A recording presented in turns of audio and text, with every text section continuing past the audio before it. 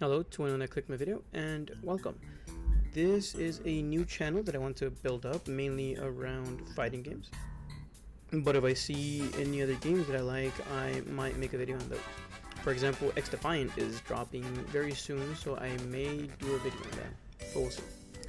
Also, originally I had a scripted plan for this video, like I was just going to read off this giant script that I made, but it didn't feel natural to me. So what I'm going to do now is I'm essentially just gonna freeball it. Keep all the mistakes that I make in, keep essentially everything that I can in, because it would feel more natural to me. Okay, so if you click on this video, then you must know what Guilty Gear Strive is. And you also know that with Season 3 dropping a little bit ago, some new mechanics dropped as well. The one that I want to focus on is Deflect Shield. And what I want to do with this video is just take a sort of exploration with Deflect Shield, like how different normals push you farther, how specials push you farther, what kind of interactions you can get off of any situation that you're put in. It's not going to be a deep dive of Deflect Shield because I don't think I can do that. I would have to do a lot more research and put in way more time into this video. So that being said, I'm only going to focus on Soul Bad Guy. Number 1, because he has good normals. 2, basic strings that anyone can do. And 3, specials. A lot of good specials. And one of those specials being Fafnir, which guard cancels, which is going to have an interesting reaction later on in the video. However, if this video does blow up, I will continue with the rest of the cast, essentially make this a series, exploring how Deflect Shield reacts with each one of the casts, but we'll see in the future. Also, this video is going to be sectioned off by normals, so we're going to start with punch, kick, slash, heavy slash, dust. We're going to go into specials, strings, etc. Anyway, once again, thank you guys for clicking the video, and I hope you enjoy it. So for the first one, it's going to be punching normals, right? Oh, also, there's a ruler at the bottom of the screen because I couldn't get a pixel ruler to work. It was a little bit difficult for me, so we're going to be measuring the distance pushed by a ruler. Also, every clip is going to start with a grab for consistency's sake. Now, as you can see in the first clip, the crouching punch only sends you to about 8. Also, the bot is set to do Deflect Shield on Wake Up, to also keep everything consistent. But yeah, crouching punch only sends you to 8, while standing punch sends you even further, that being to 7, which is something I noticed. Crouching and standing don't have the same properties when it comes to the push block. Standing normals send you a little bit further than crouching normals. The next one is going to be 6P. Since 6P is a higher priority, it sends you even further than that, to 6. And the next one was the jump in, which also under the note is momentum is also affected by the shield, as you will see later on when I do jump in.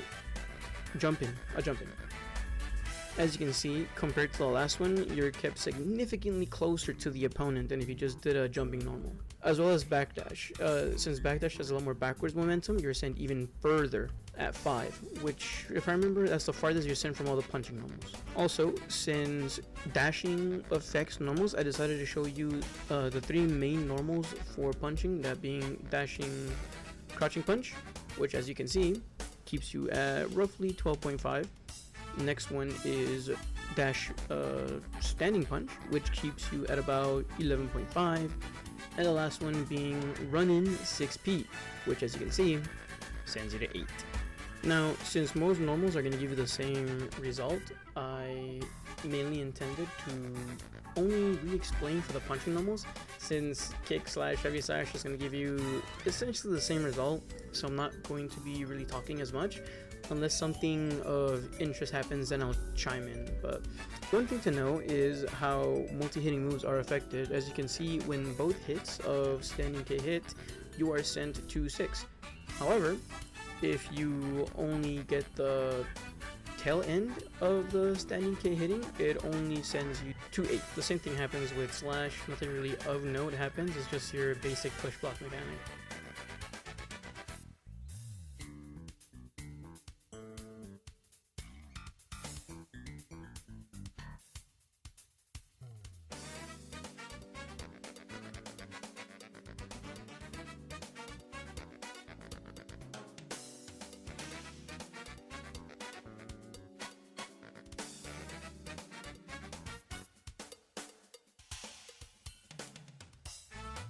So, to no one's surprise, heavy slash normals are the ones that push you the furthest. As you can see, standing heavy slash pushes you all the way to roughly 4.5, a little bit under 3.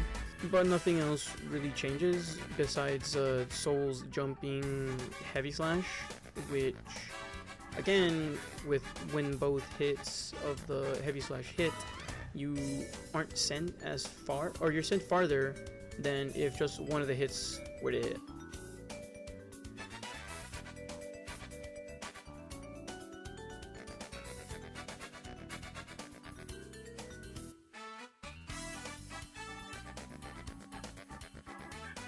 As well as for dust, the two main noticeable things are how charging and uncharged dust get changed by the push block.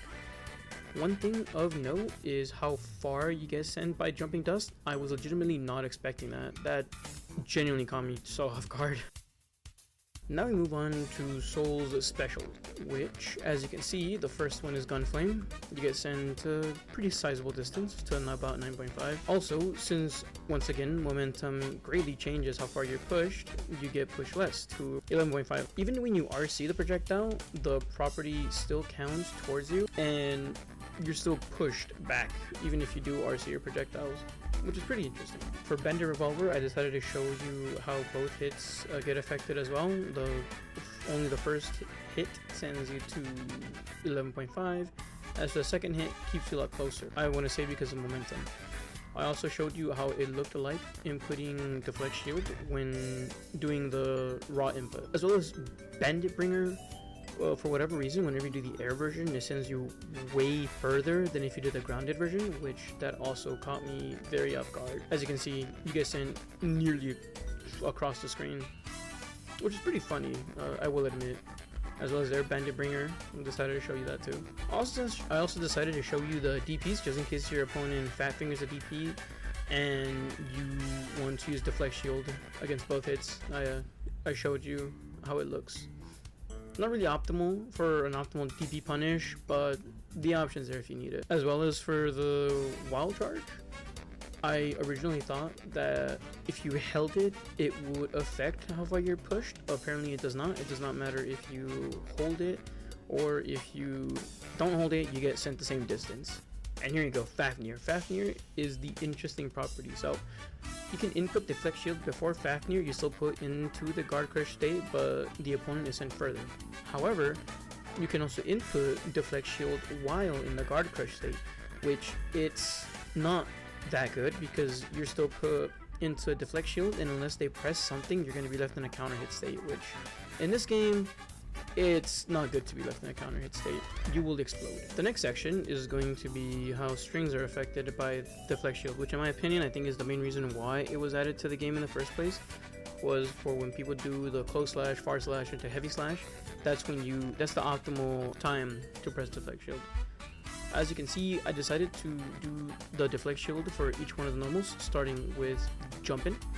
As you can see, you get sent not far, but you might be able to come up with a situation off the top of your head.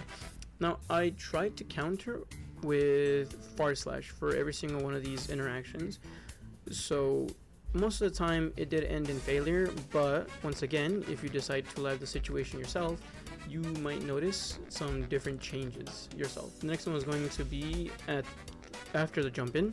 So whenever you do jump in into close slash, you do Deflect Shield, and that also seems like the best way to challenge with a far slash or any normal. Next was the Gatling, which is going to be from close slash to far slash.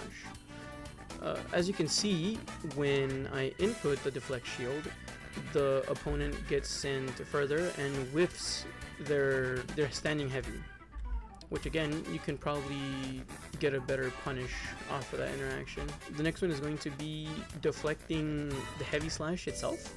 As you can see, you're still able to input your special, and if you RC with reactions, you're able to counter most interactions that you get. The next one is going to be Deflect Shielding the Bandit Revolver, and as you can see, RC will still beat your Deflect Shield. Now, for the last situation, I decided to Deflect Shield when they RC, and as you can see, or as we've learned before, momentum really carries you in this situation. And yeah, as you can see, that's all I have today for Soul.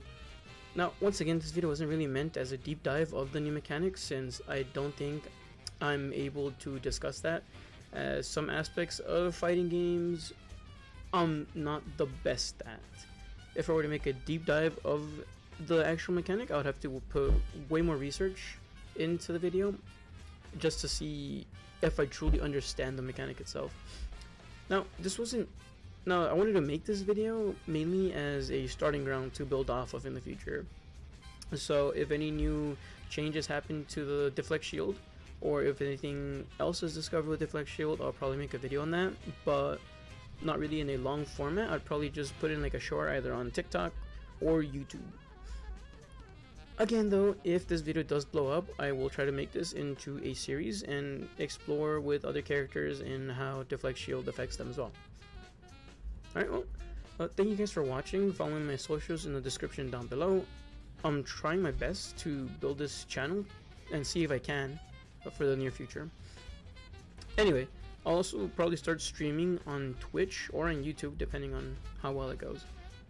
But for now, this is goodbye, and I hope you have a good day.